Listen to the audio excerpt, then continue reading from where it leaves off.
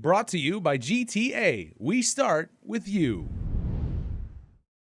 I think, we're just seeing a greater trend. I mean, a lot of our people are fed up with being fed up. It was Senator Joanne Brown who received an anonymous call about an incident in December alleging 6 airport police officers and a supervisor were gambling during work hours and using computers and exchanging cash.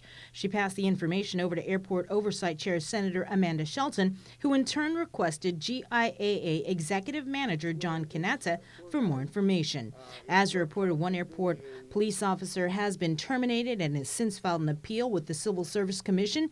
According to the documents obtained by KUAM, that airport police officer is Jericho Santos. Santos was turned on to a gambling app from a police officer. He then started his own online poker group called Jack 10 and recruited almost 250 active members, which included other airport police officers, security guards, airport firefighters, Guam police officers, Guam firefighters, Guam National Guardsmen, Superior Court marshals, and business people. Santos admitted he and his agents made an estimated $120,000 or more in cash collectively, and that he would receive $5,000 to $7,000 per week.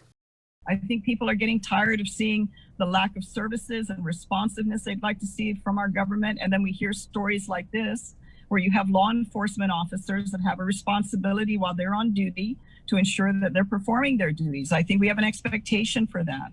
And that to find out that, they're not only they're not performing their duties, they're engaging in activities that would be considered under our current law illegal. I mean, last time I checked, last time the people of Guam voted on this issue, they didn't vote to support gambling on Guam. Senator Brown is hoping to see a new committee formed in the Guam legislature. She says she had a meeting with Speaker Therese Terlahi and Senator Tello Taitagui a few weeks ago to create a legislative committee on corruption. The committee would accept information from the community, and a process would be established on how to evaluate that information.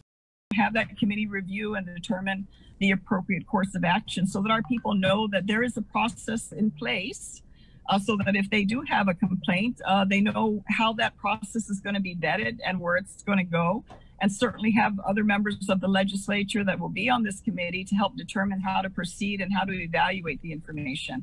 Senators, in the meantime, do have their authority to conduct oversight hearings over their respective government agencies and departments, but a legislative committee on corruption would ensure the people also have a seat at the table. We do recognize separation of powers. We understand that.